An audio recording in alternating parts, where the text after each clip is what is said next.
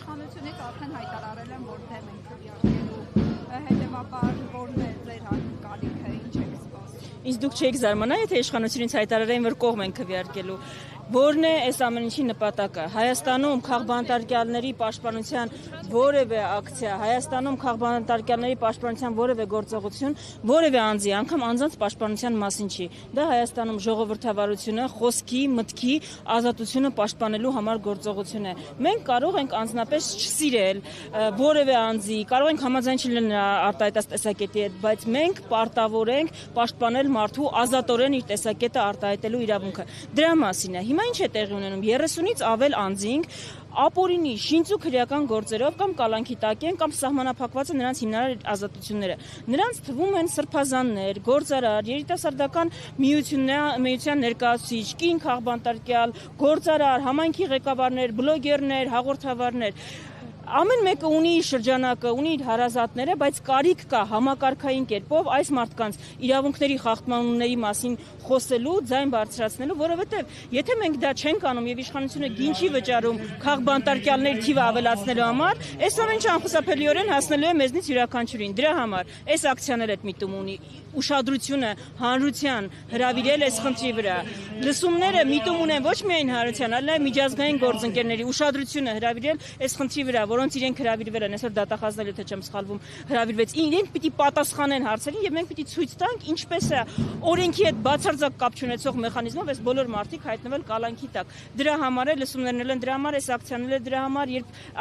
այս ամենի մասին խոսում ենք, նրա համար չի, որ մեր ընկերները, հարազատները հետապնդման են ենթարկվում։ Նրա համար է, որովհետև համակարգված կերպով Հայաստանում խախտվում է մարդու իրավունքները, խախտվում են եւ ոտնահարվում է ժողովրդավարությունը ու ազատ խոսքը։ Սա է ամբողջ իմաստը, իհարկե։ Իշխանության տարածած ձայնագրությունները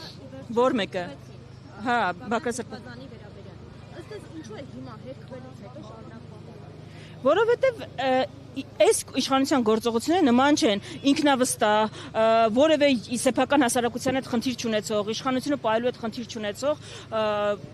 իշխանության գործողությունների։ Ռեպրեսիաները վկայում են մի պարզ բանի մասին։ Իշխանության համար խնդիր են, բոլոր են առաջին հերթին կառույցները, որոնք կարող են ապահովել մոբիլիզացիա։ Դրա համար կուսակցությունները, եկեղեցին, հարվածի տակ է։ Խնդիր են նաև անհատները, ցանկացած անհատ։ Տեսեք, կլինի դա զոհված ծնողների միավորում, թե կլինի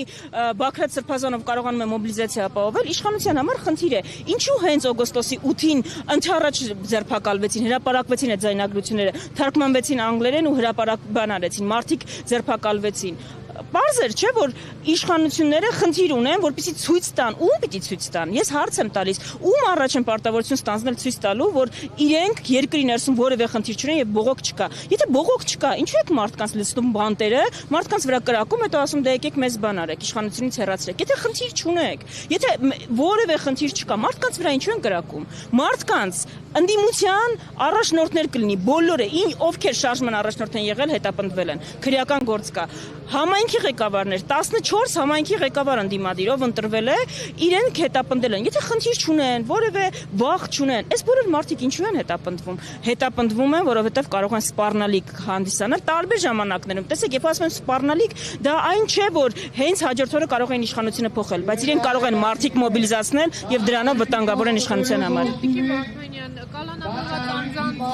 խափանման միջոցները հերթով փոփոխում են, այսօր էլ 3-4 հոգու խափանման միջոցները փոփոխվել են։ Դա լավագույնս ցույց է տալիս, որ սա դասական քաղաքական հետապնդում է։ Ինչ են մեզ ասում։ Ձայնագրությունները հրապարակեցին, ասացին, որ իրենք ամենավտանգավոր ահաբեկիչներն են, որ կարող են աշխարհի երեսին գոյություն ունենալ։ Մենք փաստարկում էինք, որ դա նախ այդպես չի, ապացուցվեց դա ձայնագրությունների ամբողջական տարբերակների մի մասի հրապարակումով։ Երկրորդը ասում ենք, լավ, խափանման միջոցներ ինչու եք ամենախիստը կիրառել։ Չէ՞ որ այդ մարդիկ ուր պիտի գնան այս երկրից, ասում են ոչ, իրենք վտանգավոր հանկարծ եթե ազատության մեջ լինեն ահաբեկություն կանեն, բայց հիմա ինչու եք փոխում։ Այսինքն օգոստոսի 8-ին էր պետք այս մարդկանց ահաբեկիչ հռչակել, բոլորին ձերբակալել ու միջազգային գործընկերներին ասել, որ ահաբեկչություն է կանխել, որպեսզի դիվիդենդներ ստանաք։ Հիմա արդեն երբ հանրային ուշադրությունը թեմայից մի քիչ շեղվել է, արդեն վերջ էլ իրենք վտանգավոր չեն, բայց վտանգավոր ահաբեկիչներ եք բան արել, վնասազերծել։ Ո՞նց եք հերթով խափանման միջոցները փոխում։ Նույնը տեղի ունեցավ հոգևորականի հետ, ում վերագրվում էր ամենասարսափելի, չէ՞, մարդկանց գյուլելը, եւ վնաս պատճառել առողջությանը։ Վերջի դատարանը պարզվեց այդպիսի ապացույց չի ներկայացվել։ Այսինքն գործողությունները իրար հակասող իրենց հայտարարությունները վկայում են, որ քաղաքական հետապնդումներ երբ ուզում են մարդկանց բռնում են, տեսնում են էլ կարող է բանտերը ազատելու տեղ ունեն։ Ես չգիտեմ, անկեղծ երբ հիմա ասում են, որ ԱԱԾ-ից որևէ մեկի ԱԱԾ-ում գտնվող խափանման միջոց են փոխել կամ ազատ են արձակում, ես առաջինը որ մտածում եմ, ում պիտի տանեն ԱԱԾ-ը, որ էլ տեղ չկա, որովհետև Հայաստանի բանտերում արդեն տեղ չկա այս մարդկանց քաղաքական հետապնդվող այս մարդկանց կողմից քաղաքական հետապնդվողներին տեղավորելու համար։